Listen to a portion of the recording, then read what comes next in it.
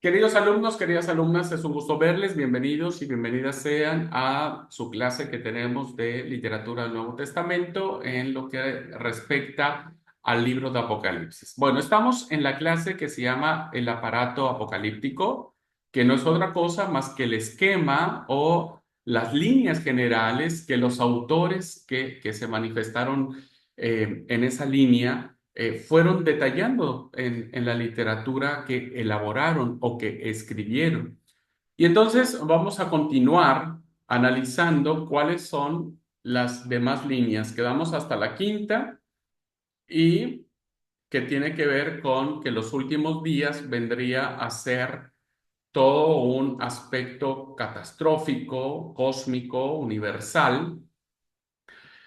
Bueno, eso ya lo explicamos la clase pasada. Bien, hay otra línea también de pensamiento en esta idea del futuro, ¿verdad? En esta idea de la conquista final, de la victoria final, del bien contra el mal, diríamos, que tiene que ver con que los últimos días serían un tiempo cuando las relaciones humanas se destruirían. El odio y la enemistad reinarían sobre la tierra. Cada cual levantaría la mano con su prójimo.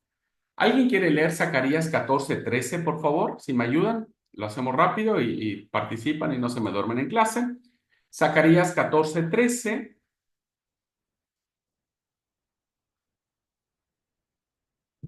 Ay, yo tengo que salir. Bueno, tendría que leer Enoch y Segunda de Baruch, pero tengo que salir de la aplicación. Bueno, Zacarías 14:13, ¿alguien lo tiene?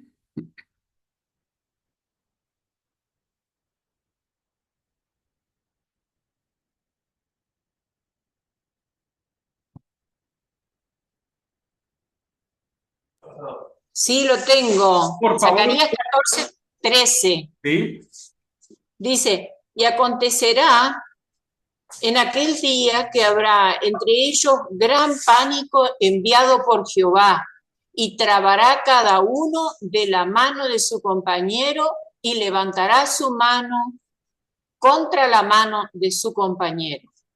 Bien, gracias. Fíjense entonces cómo en la etapa de la restauración, cuando se escribe el libro del profeta Zacarías, ya nos estamos perfilando a que habría una relación, las relaciones entre los hermanos, entre el prójimo, se complicaría. Es decir, que se levantaría para pelear, agarrarse a las piñas, diríamos, ¿no?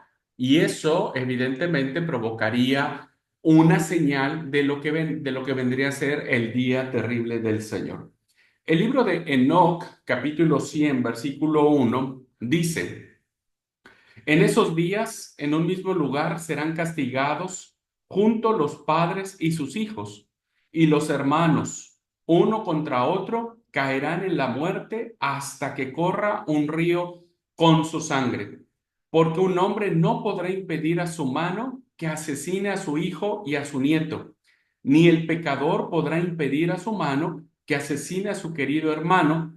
Desde el amanecer hasta que el sol se oculte, ellos se degollarán entre sí.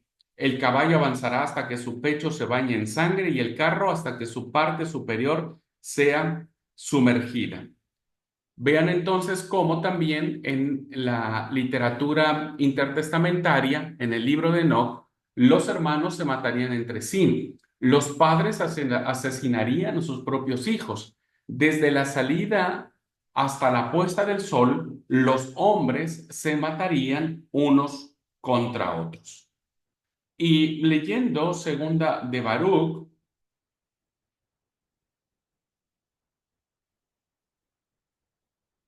48, el 31, el 37, a ver si me lo da San Google. Baruch 2, ok, vamos a ver en esta versión, Baruch 48.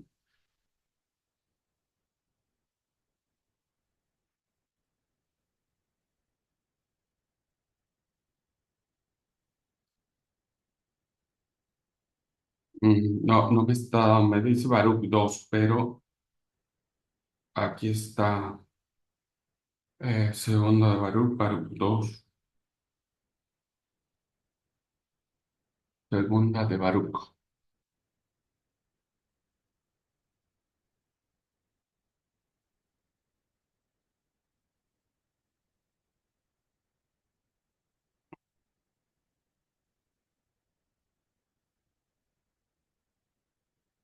No, no me da. Bueno, queda ahí. A ver, lo que dice Segunda de Baruch, capítulo 48, versículo 31, es que el honor se tornaría vergüenza, la fuerza humillación y la belleza fealdad. El más humilde ardería de envidia y la pasión se apoderaría del que antes era pacífico. Vean entonces cómo en esta literatura, tanto de la restauración como la literatura intertestamentaria, fijaba como preámbulo o como señal las relaciones entre las personas. Tan es así que habría instintos asesinos, no solo contra las personas ajenas, sino contra la misma sangre. Y el humilde se volvería envidioso y el que era re tranquilo empezaría a tener un carácter re explosivo, ¿no? Entonces vean cómo también esta parte de la línea general que atraviesa el Apocalipsis, pues nos muestra cómo era o cómo sería el momento previo al día terrible del Señor, que estaría marcado por la presencia del Mesías. Una séptima línea es que los últimos días serían un tiempo de juicio. Ahí es nuestro concepto. Vean cómo nuestro concepto viene de Apocalipsis, pero que también Apocalipsis viene de este pensamiento intertestamentario, de restauración intertestamentario, que tiene que ver con que los libros se abrirán y entonces hará un juicio, ¿verdad? Y todos sabemos lo que es un juicio. Dios vendría como fuego purificador y la pregunta es, ¿quién podría soportar el día de su venida? ¿Alguien quiere leer, por favor, Malaquías 3 del 1 al 3? Y vean cómo, insisto, en esta etapa de la restauración, vemos claramente el concepto que se tenía sobre el juicio de Dios. ¿Alguien que lo tenga y que lo quiera leer? Malaquías 3 del 1 al 3. Lo tengo. Sí, por favor. Dice, he aquí yo envío mi mensajero, el cual preparará el camino delante de mí. Y vendrá súbitamente a su templo el Señor, a quien vosotros buscáis, y el ángel del pacto, a quien deseáis vosotros. He aquí viene, ha dicho Jehová de los ejércitos. ¿Y quién podrá soportar el tiempo de su venida? ¿O quién podrá estar en pie cuando Él se manifieste? Porque Él es fuego purificador y como jabón de lavadores, y se sentará para afinar y limpiar la plata, porque limpiará a los hijos de Leví, los afinará como a oro y como a plata, y traerán a Jehová ofrenda en justicia. Amén. Amén. Gracias. Bien, entonces vean cómo el profeta Malaquías o el mensajero que se le llama a este libro manifiesta claramente cómo sería la venida del Señor. ¿Quién podrá mantenerse en pie? Porque es un fuego purificador. El fuego purificador, ustedes saben el simbolismo que ya trae en nuestra mente. ¿Quién ha estado presente cuando se incendia una casa o cuando se incendia un edificio o un bosque y demás? Sabemos que nadie lo puede detener. Es terrible, da miedo. En cualquier momento las llamas te pueden consumir. Entonces, vean cómo esta idea de fuerza, de increíble poder, pues se manifiesta al momento de entender los últimos días. Isaías 66, 15 y 16, si alguien quiere leerlo, por favor, porque también dice que sería como con la espada con el fuego, como Dios juzgará o juzgaría a la humanidad. ¿Alguien tendría Isaías 66, 15 y 16.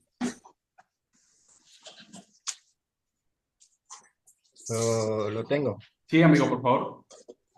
15:16. Ciertamente el Señor vendrá en medio del fuego, sus carros vendrán como un torbellino para descargar su enojo y su reprensión con la furia de una llama de fuego. Ciertamente el Señor juzgará con fuego y con su espada a toda la humanidad. Muchos serán los que mueran a manos del Señor. Gracias. ¿Se dan cuenta cuál es la cosmovisión que se está estableciendo y que se está teniendo respecto de esto? Fuego y espada. Dos símbolos muy interesantes, ¿no? Símbolos de conquista. Nadie puede tener el fuego y la espada termina matando todo cuanto se le ponga enfrente. Y estas imágenes se le atribuyen a Yahvé, ¿verdad? O a Dios, que vendrá y que juzgará a toda la humanidad y destruirá a todo el impío y solo Israel sería salvo. Imagínense esta idea que se vino trayendo por parte del profeta Isaías y que fue germinando en toda la etapa de la restauración, en la etapa intertestamentaria e incluso en la etapa ya del cristianismo, cuando el Señor viene, pues evidentemente cuando Jesús viene no hay espada, no hay fuego, ¿verdad? Pero no hay fuego como lo dice el profeta Isaías, pero sí hay fuego del Espíritu Santo. Y hay testimonio que dicen que que Juan el Bautista bautizaría en agua, pero Jesús bautizaría en fuego del Espíritu Santo. Evidentemente hay una alusión clarísima a Jesús como Mesías en la interpretación que se hace de los escritos novotestamentarios, pero no es en esta mentalidad que fue gestándose durante muchos siglos de cómo vendría la venida del Señor. El libro de Enoc en el capítulo 69, versículo 27 dice, y se sentó en el trono de su gloria, y la suma del juicio fue dada al Hijo del Hombre, e hizo desaparecer y destruir a los pecadores de la faz de la tierra y a los que habían sido guiados y a los que habían guiado el mundo descarriado. Así que el Hijo del Hombre va a destruir a todos los pecadores de la tierra y los va a destruir a través de un juicio. Fíjense, fuego, espada, destrucción. ¿Quién puede soportar el día de su venida? Era un evento que estaría marcado el profundo dolor, ¿no? Que puede infligirle una persona que ha estado siempre encima de vos, y que ahora viene alguien que te ayuda, ¿verdad? Y ahora vos estás encima de esa persona y los papeles cambian. Y esta era la idea de lo que vendría a ser el día terrible del Señor. Aquellas naciones que habían subyugado, que habían torturado, que habían oprimido a Israel, en este caso, serían liberadas, sería liberado Israel y entonces ellos vendrían y con la fuerza de Yahvé, con el espíritu de Yahvé, con la espada de Yahvé, con el fuego de Yahvé, con el juicio de Yahvé, destruir a toda la tierra, ¿no? Los oráculos civilinos viene y nos dice algo que muchos de nosotros, incluso la imaginación popular, ha dicho que el infierno huele a azufre. Lo han recordado. Incluso hay muchas referencias de que el diablo huele a azufre. ¿De dónde viene esta idea? Bueno, de los oráculos civilinos, que dice que el olor a azufre impregnaría todas las cosas. No me da 3:58. Sí, voy a dejar de compartir y a ver si aquí está. A ver si es este. Aquí, no, los oráculos civilinos, creo que era Macabeos, oráculos civilinos, sí, 2:41. Vamos a ver qué dice esta cita. Um,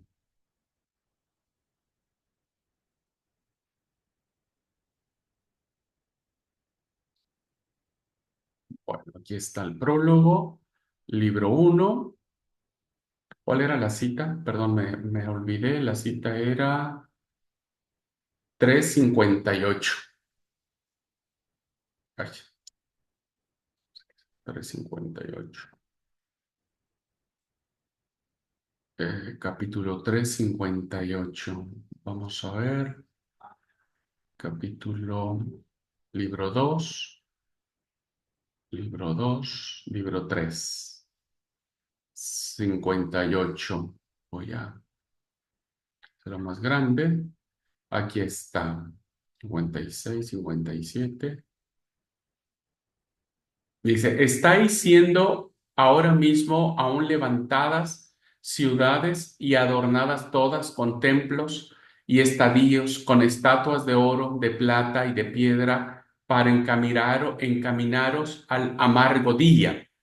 Pues llegará el momento en que el olor del azufre se extienda entre todos los hombres, mas contaré caso por caso en cuántas ciudades soportarán los mortales la calamidad, ¿verdad? Dice, para encaminaros al amargo día. Así que bueno, como vemos en esta alusión que se tiene de los oráculos civilinos, en los últimos días el tema del juicio de Dios, el olor a azufre va a impregnar a todas las cosas. Y el libro de Jubileos, capítulo 36, versículo 10 en adelante, dice que los pecadores perecerán abrasados como la antigua Sodoma. Bueno, con este testimonio ya ustedes se dan cuenta entonces por qué hay todo este signo, ¿verdad? Todo este movimiento de expresiones de destrucción, de fuego, pero que tienen que ver solo con la imperiosa necesidad que tiene el pueblo de Israel o esta literatura intertestamentaria de ser liberados del yugo que los viene oprimiendo.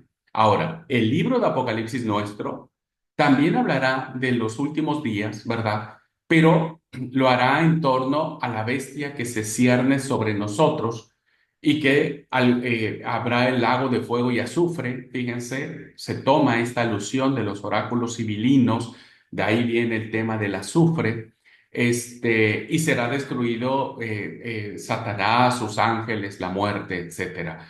Y entonces ese será un día terrible para el impío y todos aquellos que hayan perseguido a la iglesia o al cristiano, ¿no es cierto?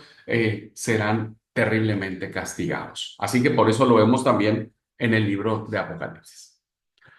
Bien, octava, perdón, vamos a ver otra línea que tiene que ver con cómo se proyectaba el tema de la apocalíptica en estos sentidos. En todas estas visiones, los gentiles ocupan un lugar, pero no siempre es el mismo. Hay tres visiones sobre el gentilismo que tiene el pueblo judío, ¿verdad? El pueblo judío no fue homogéneo en esto. No es que todos pensaran lo mismo respecto del gentilismo.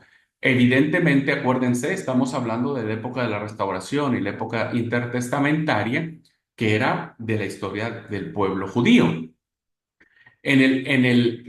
¿Cómo se llama? En el libro de Apocalipsis se disuelve, se elimina esta diferenciación que vamos a ver ahora.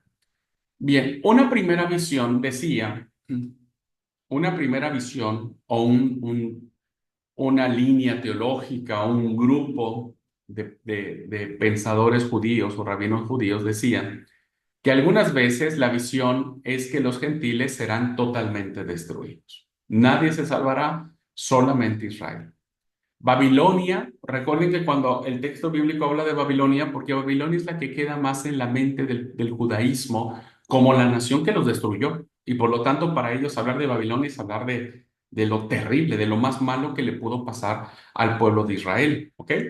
Entonces, Babilonia se convertirá en tal desolación que el árabe errante no encontrará entre sus ruinas un lugar donde poner su tienda, ni el pastor donde apacentar sus ovejas. No será más que un desierto donde viven las fieras.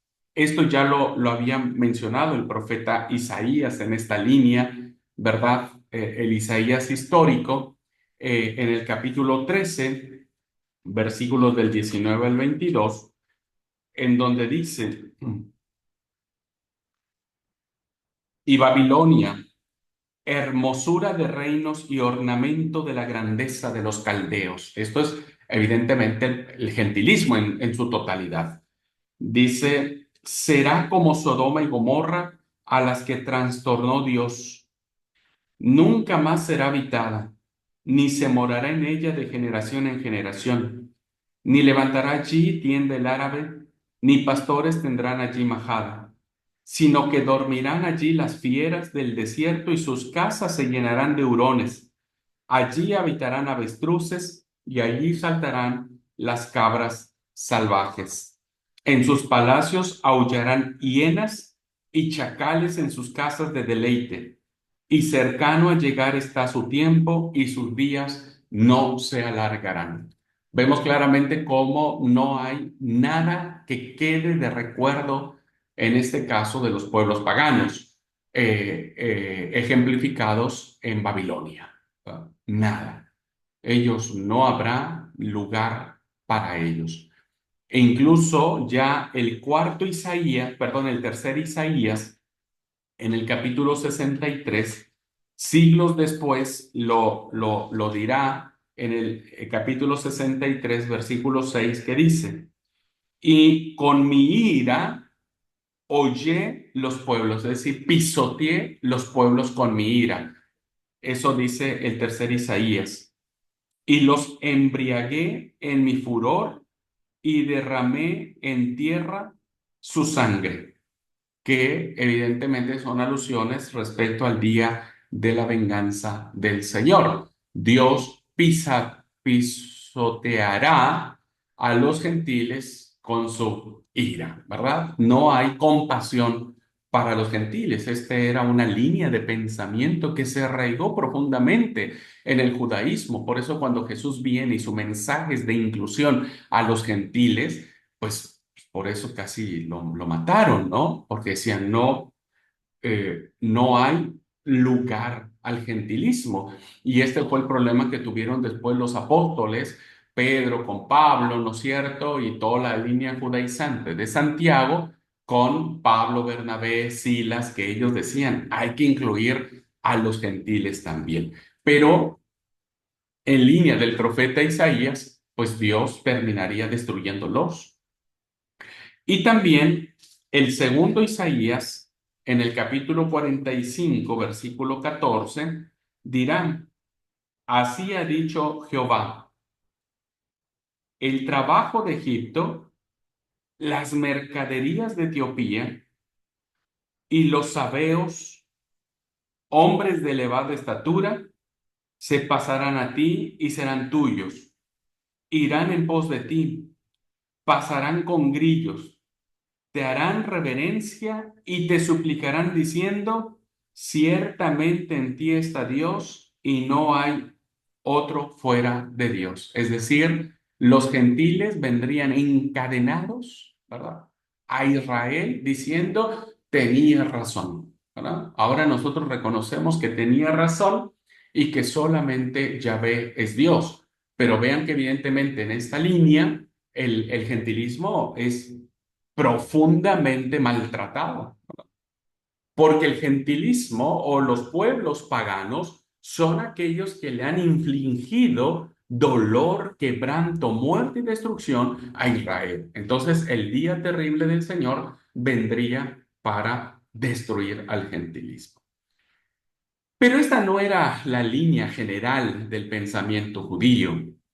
Había otra línea, ¿verdad? Que decía que algunas veces, no siempre, pero había ciertas excepciones donde se preveía una última concentración de los gentiles contra Jerusalén y una última batalla en la que serían totalmente destruidos, ¿verdad? Esto lo vemos claramente en las expresiones del profeta Ezequiel, que en el destierro, ¿verdad?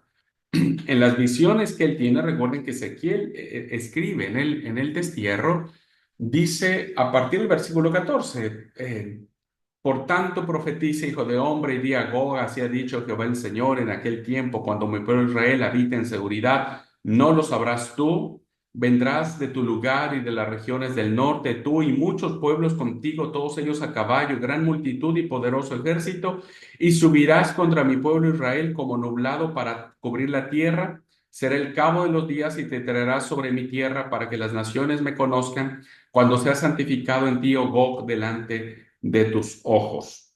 y ustedes pueden seguir leyendo hasta el capítulo 39, versículo 16. Y el profeta Zacarías también lo dirá en ese sentido, ¿verdad? El profeta Zacarías, en el capítulo 14, versículos del 1 al 11, habla acerca de Jerusalén y las naciones. He aquí, el día de Jehová viene y en medio de ti serán repartidos tus despojos, porque yo reuniré a todas las naciones para combatir contra Jerusalén, y la ciudad será tomada, y serán saqueadas las casas, y violadas las mujeres, y la mitad de la ciudad irá en cautiverio, mas el resto del pueblo no será cortado de la ciudad. Y dice el profeta Zacarías, después de esto, es decir, cuando las naciones hagan destrozos con el pueblo de Dios, saldrá Jehová y peleará contra aquellas naciones como peleó en el día de la batalla. Y se afirmarán sus pies en aquel día sobre el monte de los olivos, que está al frente de Jerusalén al oriente, y el monte de los olivos se partirá por el medio, hacia el oriente, hacia el occidente, haciendo un valle muy grande, y la mitad del monte se apartará hacia el norte y la otra mitad hacia el sur. Eh, el versículo 9 dice, y Jehová será rey sobre toda la tierra. En aquel día Jehová será uno y uno será su nombre.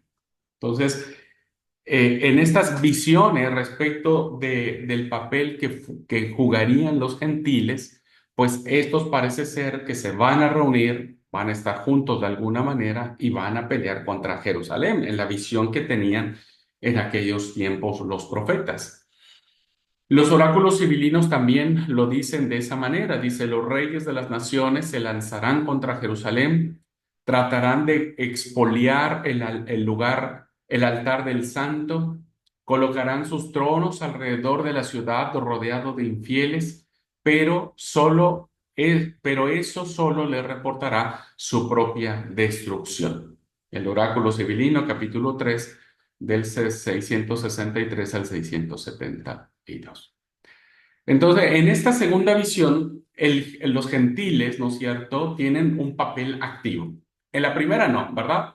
En la primera no, los gentiles son totalmente arrasados, destruidos, pisoteados, hollados, quemados, destruidos, etcétera. No tienen un papel activo, y el papel activo lo tiene Yahvé. En esta hay una conflagración, ¿verdad? Hay como una lucha, hay como un conflicto entre las naciones de la tierra y el Señor, ¿no? Y eso tiene que ver mucho con lo que se le nombra la guerra de Gog y Magog, que ha despertado muchísimas interpretaciones en todas las etapas del mundo, pero es por esta visión, ¿verdad? Es por esta visión. Esta visión establece que habrá esa lucha, ¿verdad? Final, pero que Dios o Yahvé vencerá. Bueno, si lo trasladamos a nuestro Apocalipsis, eso es lo que pasa, ¿no es cierto? Hay una lucha, se le da potestad a la bestia para herir a los santos, para destruirlos por un poco de tiempo, ¿no es cierto?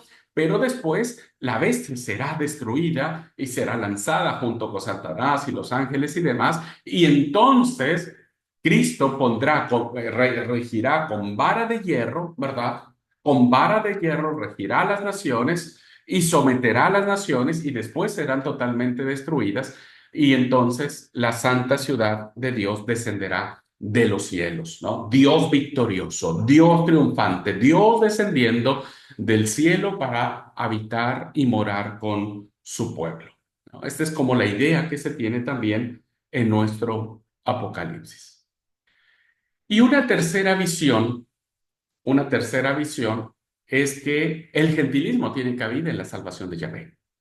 En la primera no hay cabida a los gentiles, en la segunda hay una acción que corresponde a una reacción de parte de Yahvé contra las naciones, pero en esta algunas veces se describe la conversión de los gentiles a través de Israel. Esto, hermanos, hay que entenderlo muy bien para poder entender el libro de Romanos, por ejemplo, ¿verdad?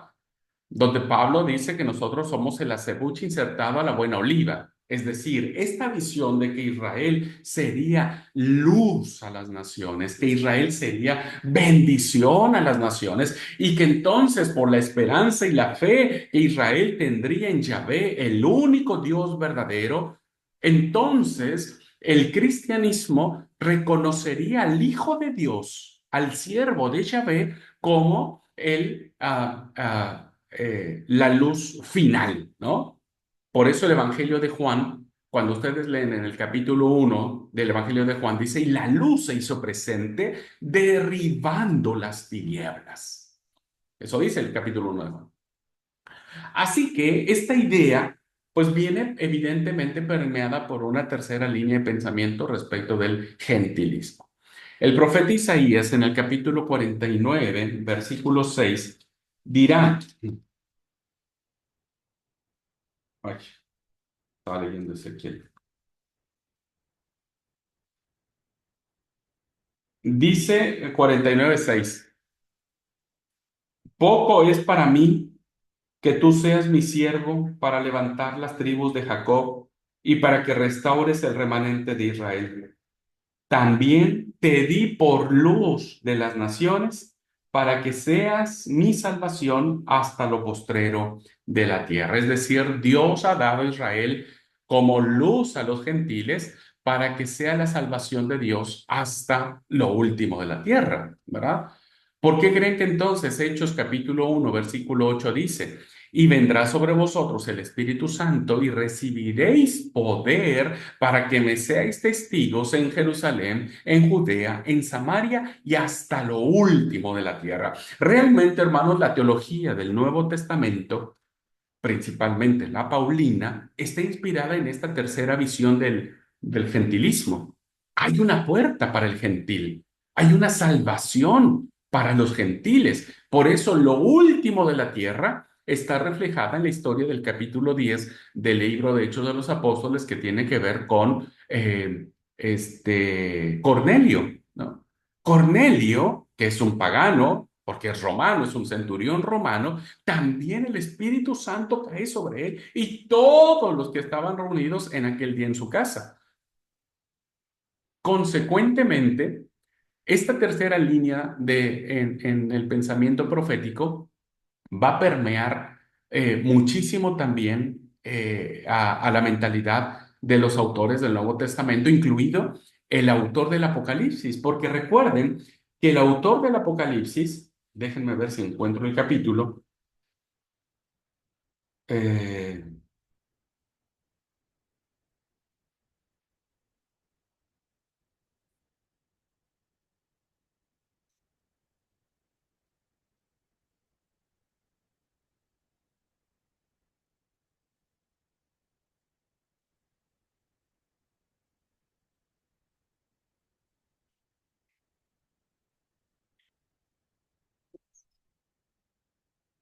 vean lo que dice en nuestro Apocalipsis en el capítulo 7, versículo 9. Dice, después de esto miré, y he aquí una gran multitud, la cual nadie podía contar. Y fíjense, este es el universalismo que habla sobre la salvación. Y nadie podía contar de todas las naciones, y tribus, y pueblos, y lenguas que estaban delante del trono y en la presencia del Cordero, vestidos de ropas blancas y con palmas en las manos, y clamaban a gran voz diciendo, la salvación, fíjense, la salvación, somos salvos. Nosotros estamos incluidos ahí en esa frase de todas las naciones. Y estamos incluidos en esa frase de todos los pueblos y de todas las lenguas. Jesús nunca habló español.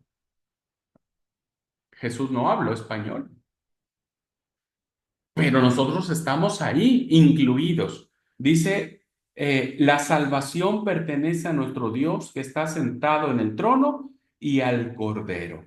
Evidentemente, nuestro Apocalipsis viene en esta línea, ¿no?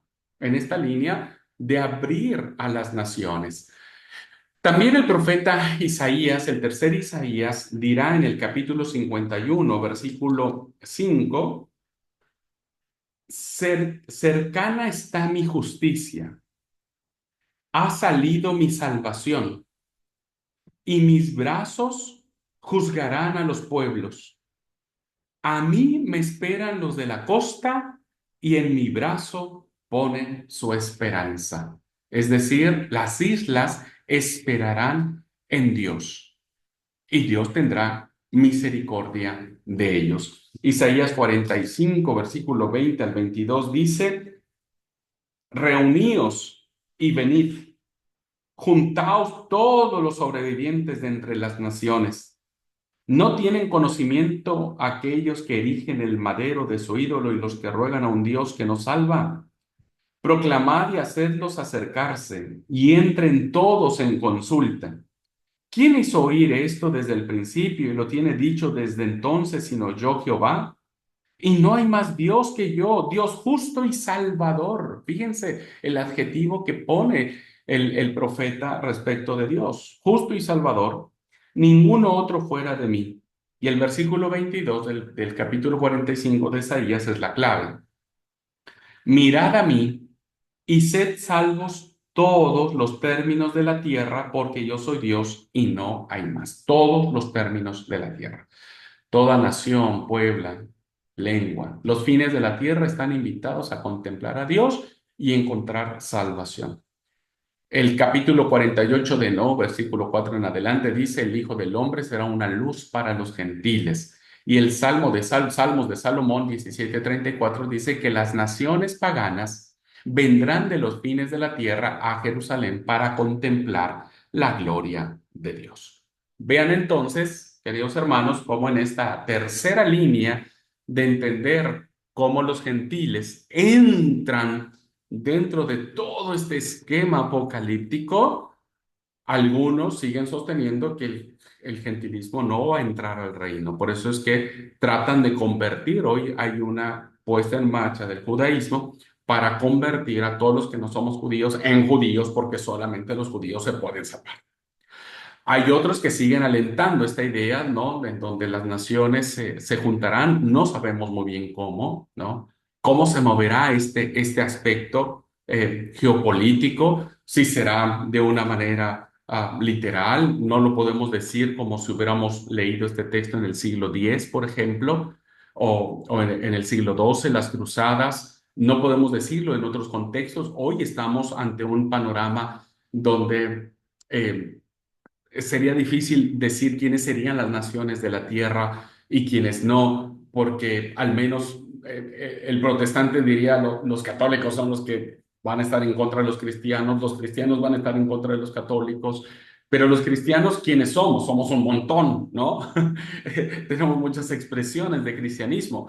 O puede ser que los católicos y cristianos van a ser atacados, no sé, ¿no es cierto?, por el mundo musulmán, o por el mundo judío, o por los chinos, en fin, esta segunda idea de cómo sería una conflagración, un conflicto. Algunos dicen que va a ser bélico, algunos dicen que va a ser cibernético, algunos dicen que va a ser con armas químicas.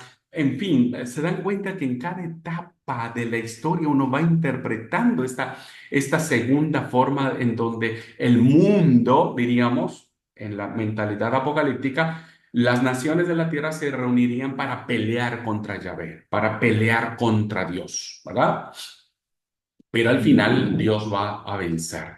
No tenemos una clave de interpretación actual para poder entender cómo va a ser esto, ¿no es cierto? Muchos dicen que es literal, que Jerusalén, Israel, será la tierra en donde habrá todo esto, pero hablando en nuestra geografía y en nuestra geopolítica es muy complicado, ¿no? Que todos tengamos que irnos a Jerusalén, no sé, en aviones, en barcos, en qué, no tengo idea, y de ahí pelear ¿contra quién diríamos? ¿China, Rusia, Alemania, Francia?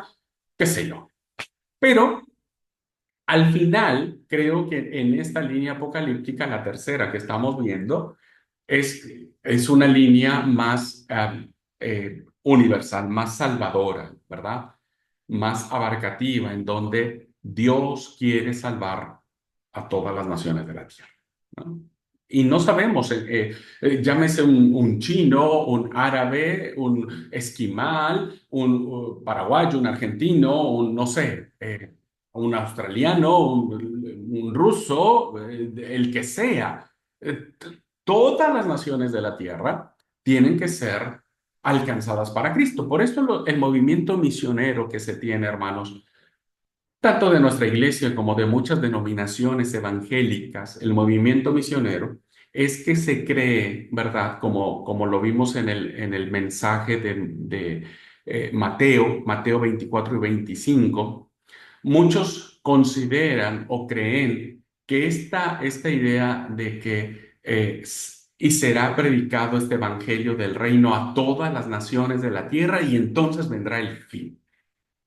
Esta es una clave de interpretación porque el movimiento misionero es muy fuerte en muchas denominaciones, ¿no? En la nuestra no tanto, pero en muchas denominaciones este esfuerzo misionero de crear bases misioneras, de capacitar a misioneros, de enviarlos a aquellos países donde son perseguidos, asesinados, donde no conocen a Cristo, está basada en esta idea, ¿no es cierto?, de que la salvación tiene que alcanzar a todas las naciones de la tierra para que entonces el fin venga. Si no, no vendrá el fin, ¿no es cierto? Entonces, es como una idea de ir contribuyendo. No significa que uno diga, bueno, ya a ver, alcanzamos a todas las naciones de la tierra, listo, mañana viene el Señor. Evidentemente no. Pero hay esta lucha misionera, fíjense cómo el trabajo misionero tiene que ver con esta concepción apocalíptica de que todos los gentiles deben ser redimidos, deben encontrar salvación en Dios, ¿verdad? En Dios. Así que, bueno, esto es interesantísimo porque, como digo, unir ahora nuestros pensamientos en línea apocalíptica le da mayor sentido de una comprensión pastoral, misionera, eclesiológica, cristológica, más que una concepción de miedo, de terror, de espanto, de un montón de cosas que a veces uno dice, la verdad, nada que ver. ¿Ok?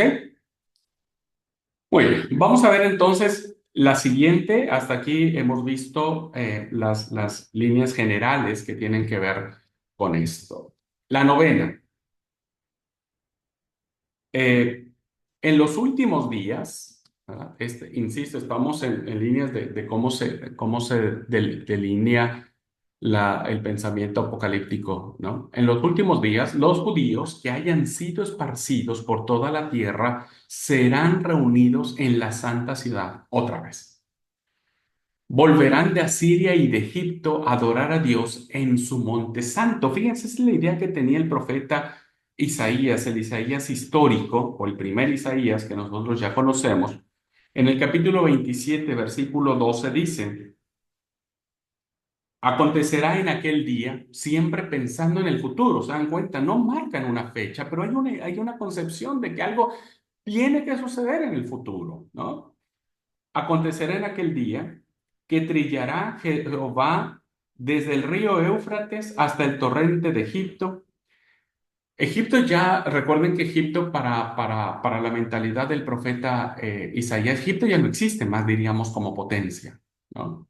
O sea, Egipto ya pasó de moda, diríamos, pero quedó en la mentalidad del pueblo de Israel porque recuerdan que Israel estuvo cautivo en Egipto.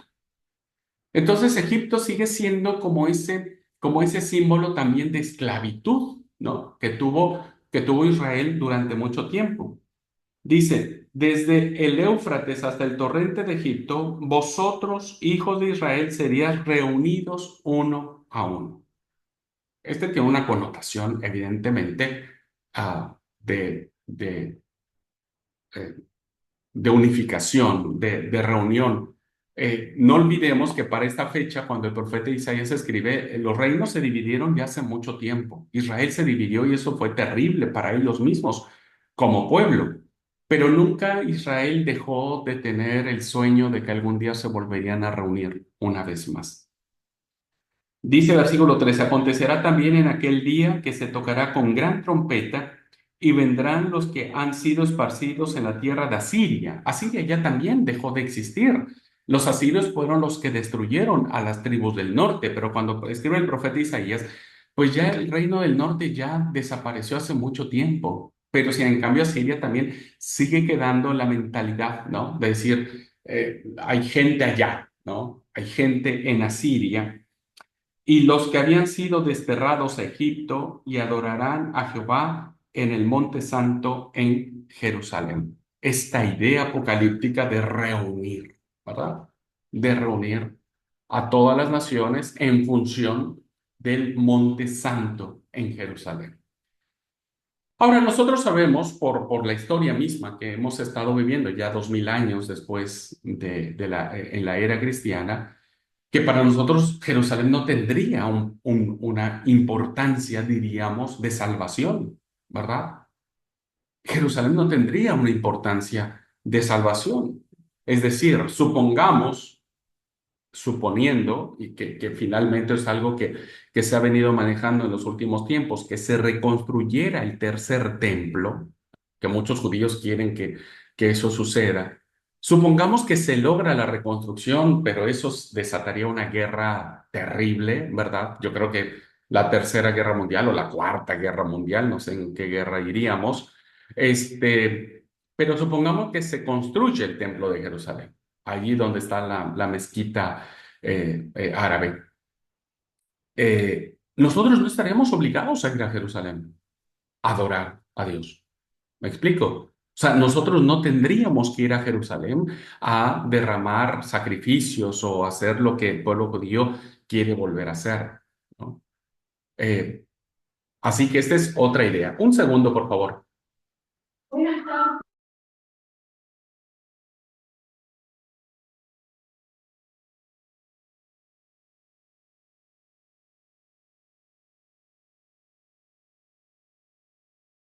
Seguimos. Bueno, perdón la interrupción. Bien, voy a seguir compartiendo y decía yo entonces que en esta idea que nosotros tenemos de lo que es que en los últimos días los judíos van a ser vueltos a reunir. El libro de Baruch, capítulo 5, versículos del 5 al 9, dice que las colinas serán allanadas, los valles henchidos y hasta los árboles. Fíjese las alusiones que se hacen a este hecho. Hasta los árboles se reunirán para hacerle sombra cuando vuelva, ¿no? Esta idea, recuerden que Israel, el reino se divide, hay un pleito entre ellos, la esperanza davídica, el reino de Dios, etcétera. Bueno, el hecho de que todos vuelvan en una actitud de gozo, de júbilo y demás, dice que hasta los árboles se van a juntar para que les hagan sombra. Es decir, hasta los que hayan muerto en el exilio en países remotos serán traídos de vuelta. Así que esta idea incluso se hizo mucho más fuerte cuando en 1944, si no mal recuerdo, que se establece el Estado de Israel de una manera independiente, ¿no? Pues se empiezan a alentar estas esperanzas mesiánicas, estas esperanzas de la reconstrucción del tercer templo, estas esperanzas de Israel. Y bueno, Israel ahora ha tomado una fuerza impresionantísima, ¿no?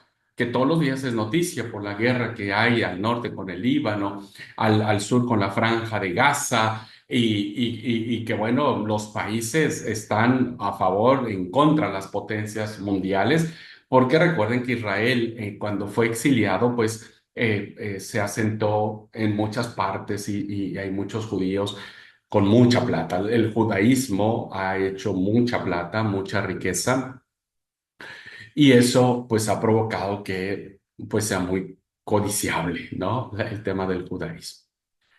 Bien, la décima línea dice que en los últimos días, ¿verdad? En otra línea, la nueva Jerusalén, que ya está preparada en el cielo con Dios, vean, una nueva Jerusalén, porque para estas fechas, cuando se escribe esto, hay una idea de que la Jerusalén terrenal va a ser restaurada, según 4 de Esdras y segunda de Baruch, descenderá a la humanidad, ¿no? Será incomparablemente hermosa, dicen estas expectativas mesiánicas, con basas o sus firmamentos de zafiros, con sus capiteles de ágata y puertas de carbunclos sobre pasillos de piedras preciosas. Lo vemos en el libro del profeta Isaías, en el capítulo 54. versículo 12, que dice: tus ventanas pondré de piedras preciosas, tus puertas de piedras de carbuncio y toda tu muralla de piedras preciosas. Y todos tus hijos serán enseñados por Jehová y se multiplicará la paz de tus hijos. Con justicia serás adornada, estarás lejos de opresión porque no temerás y de temor porque no se acercarán a ti.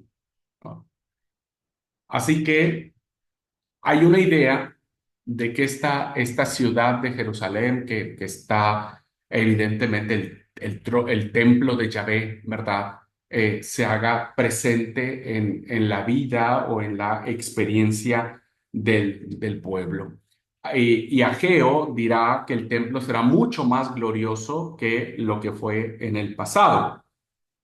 Dice el profeta Ageo en el capítulo 2,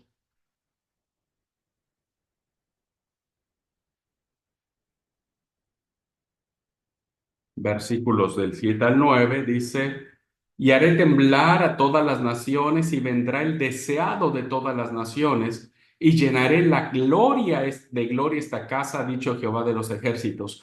Mía es la plata, mío es el oro, dice Jehová de los ejércitos. La gloria postrera de esta casa será mayor que la primera, ha dicho Jehová de los ejércitos, y daré paz en este lugar, dice Jehová de los ejércitos. La gloria postrera de esta casa será mayor que la primera. Y evidentemente, cuando escribe el profeta Ageo, pues ya el segundo templo está, ¿no es cierto? Y habrá un templo mucho más grande y mucho más glorioso. Esto evidentemente lo vemos cuando en el libro de Apocalipsis hay esta alusión de que y descenderá, ¿no? La nueva Jerusalén, la Jerusalén de Dios. Dice Apocalipsis capítulo 21, versículo 2: y yo, Juan, vi la santa ciudad, la nueva Jerusalén, Jerusalén, descender del cielo de Dios, dispuesta como una esposa preparada para su marido. Vean entonces cómo esto que dice nuestro Apocalipsis viene trayendo como herencia lo dicho en el aparato de la apocalíptica. Y finalmente, si no mal recuerdo, una parte esencial de la descripción apocalíptica de los últimos días tiene que ver con algo fundamentalísimo que forma parte del credo, ahora nosotros de la iglesia, que es la resurrección de los muertos. El libro de Daniel, capítulo 12, versículo 2 dice: muchos de los que duermen en el polvo de la tierra despertarán, unos para vida eterna, otros para vergüenza y confusión perpetua. El libro de Enoc, capítulo 51, versículo 1 dice: el Seol y la tumba devolverán lo que se les había confiado. La amplitud de la resurrección variaba. Algunas veces se suponía que se aplicaba solo a los justos de Israel, otras a todo Israel y otras a todos los muertos, incluidos los gentiles. Cualquiera que fuera la forma que tomara, es verdad decir que es entonces cuando aparece por primera vez una firme esperanza en la vida más allá de la muerte. Será en esta etapa, hermanos, en este periodo intertestamentario, donde la concepción, esta idea, se va a hacer mucho más fuerte respecto de la resurrección de los muertos.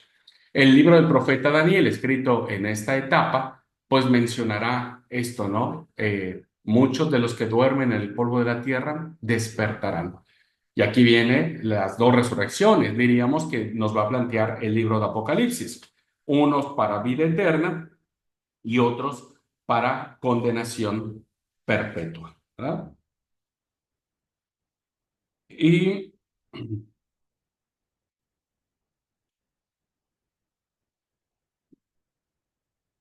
dice el Apocalipsis de nosotros, el capítulo 20,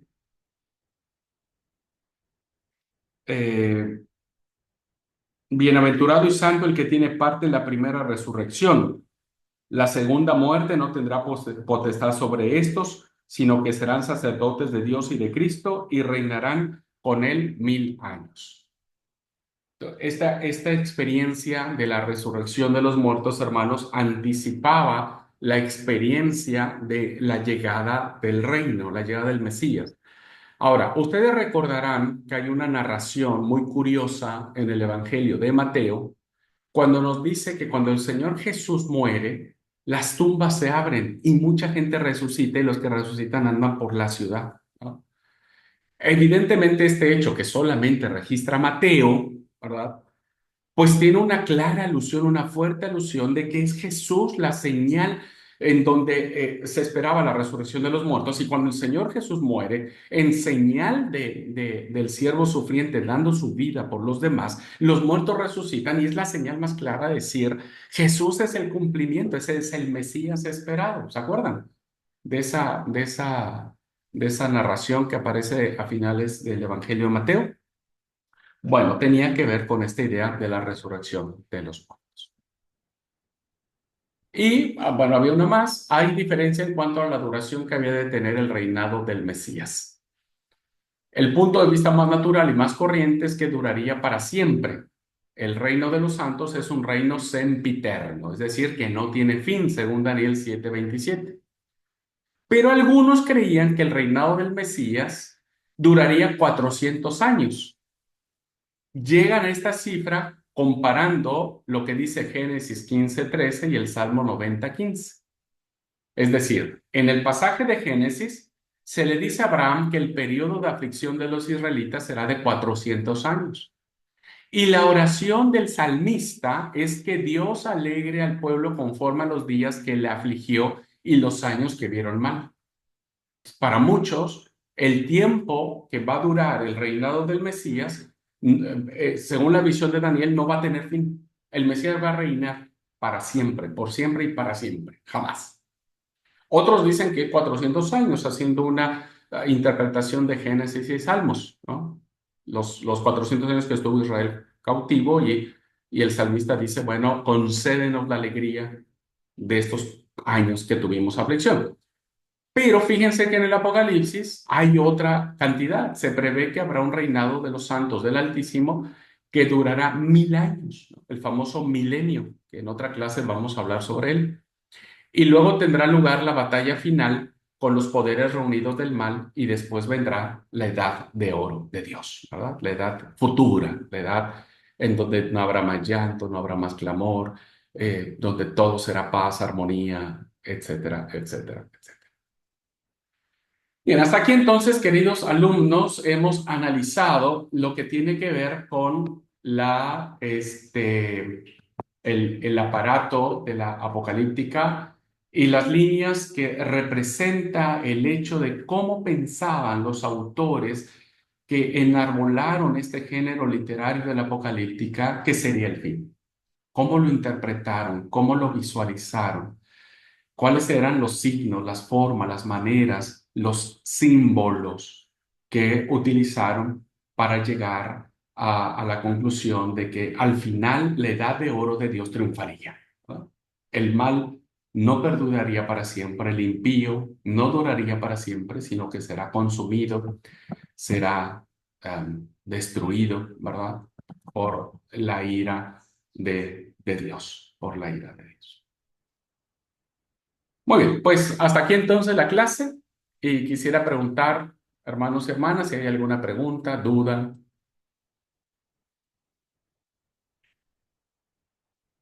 Si les dije muchas cosas o no.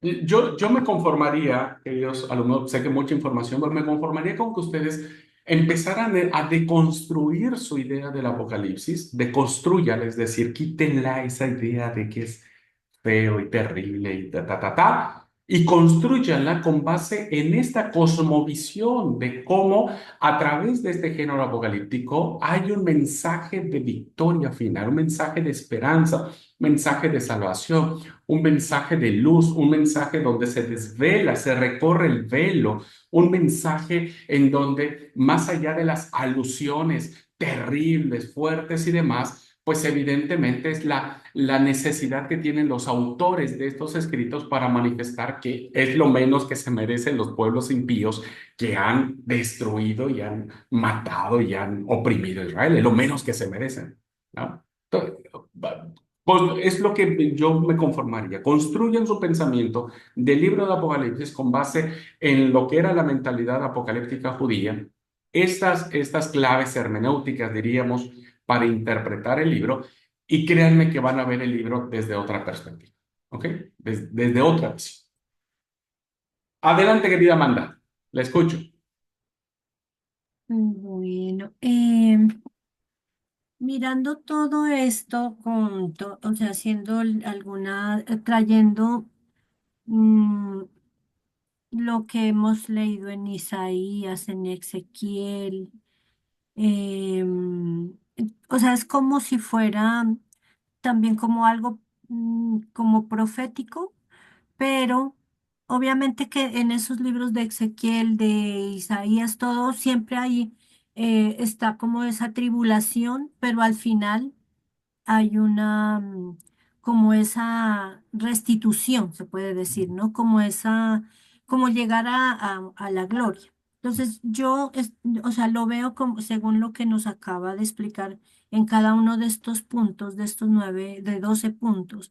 Es como eso, ¿no? Todo viene como parecido, digámoslo así. Tiene sus etapas difíciles que sucedieron en su momento también en el pueblo de Israel y que al final pues llegó como la calma y acá es como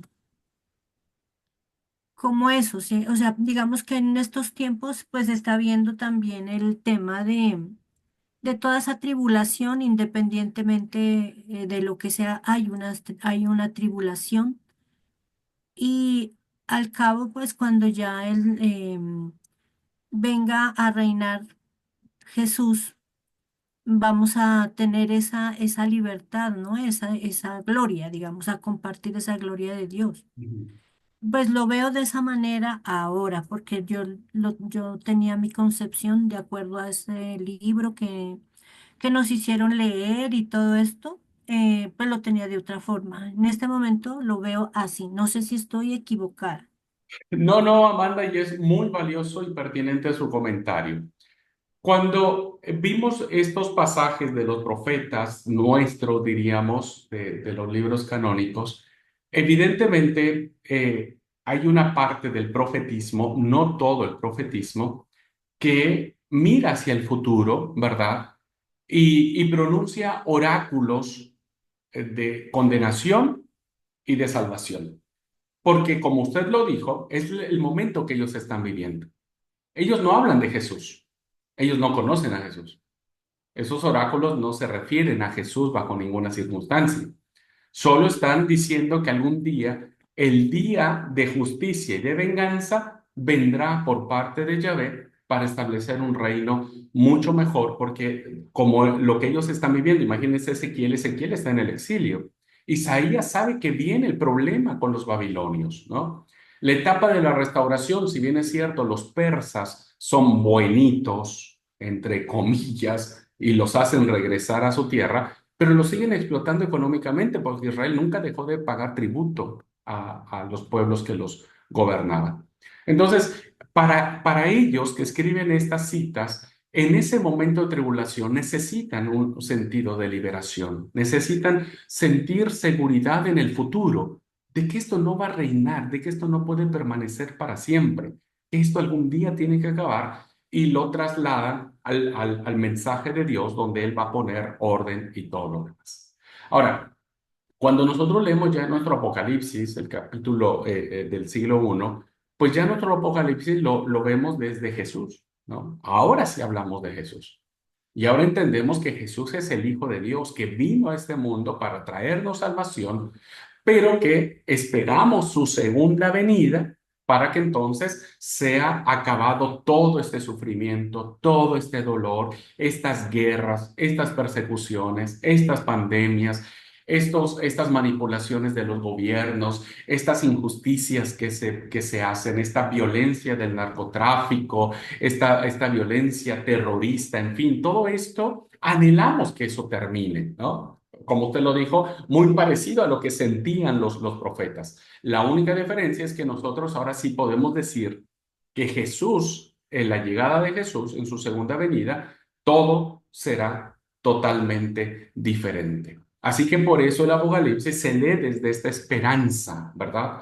Desde esta esperanza que nosotros decimos, esto no puede vencer, esto no puede permanecer. El impío, el terrorista, el que mata, el que viola, el que asesina, el que oprime al pobre, un montón de cosas que ahora nosotros vemos no puede prevalecer. Y por eso esperamos los cristianos con paciencia la llegada del Señor Jesucristo. ¿Con qué termina el libro de Apocalipsis? ¿Con qué termina? Con la expresión de decir, sí, ven, Señor Jesús. Eso es con lo que cierra. El libro abre con Jesús, con esa imagen gloriosísima de cabellos blancos, pies de bronce, ojos de llama de fuego, etcétera, y termina con Jesús diciendo, ven, Señor Jesús. Así que sí, querida Amanda, hoy debemos mirar el libro de Apocalipsis como un libro que en medio de la tribulación que el pueblo de Dios está viviendo, pues también anhela que seamos liberados, ¿no? Anhelamos ser liberados. Y sabemos que eso sucederá en la segunda venida de Jesús. Muy bien, pues ¿alguna pregunta más, hermanos? ¿Algún comentario más?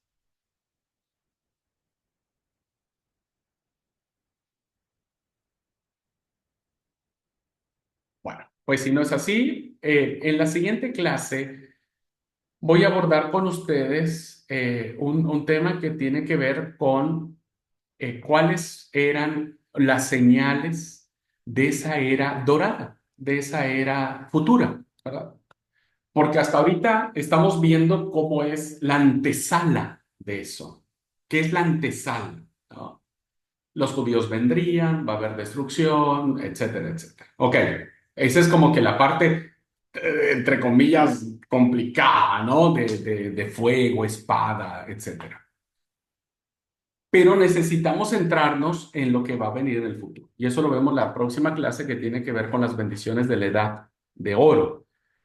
O sea, ¿por qué tenemos que aguantar todo esto? Porque hay algo lindo, ¿no? Hay algo lindo y eso lo vamos a ver la próxima clase. Bueno, gente, Dios les bendiga, cuídense mucho, nos vemos mañana en espiritualidad, si Dios permite. Un abrazo y bendiciones.